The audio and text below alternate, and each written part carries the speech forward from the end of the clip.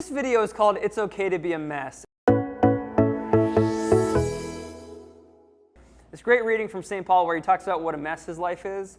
It's in 2 Corinthians chapter 11. He says, I'm still more with far greater labors, far more imprisonments, far worse beatings, numerous brushes with death. He goes on and says, 3 times I was beaten with rods, once I was stoned, 3 times I was shipwrecked. I passed a night and a day on the deep, frequent journeys and all these dangers. Finally, he ends up by saying, and apart from all this, there's the daily pressure upon me of my anxiety for all the churches.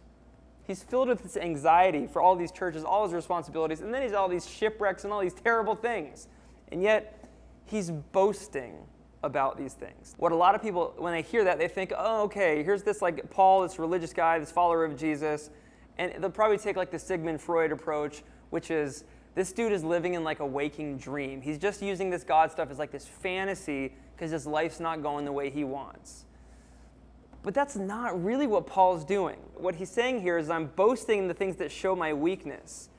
The God and Father of the Lord Jesus knows, who is blessed forever. In other words, Paul doesn't love the fact that he's shipwrecked and he's anxiety-racked and all these things. As he sees those things happening in his life, it's an opportunity for him to be aware that his life is not in his hands, but finally, his life is in the hands of God. So today, here's a question. What's your shipwreck? What's causing you anxiety? See that the mess of your life is in God's hands. And in that sense, it's okay to be a mess, because life isn't about being perfect. It's about allowing our mess to be God's mess. That's what gave Paul so much courage, and that's what gives me courage too.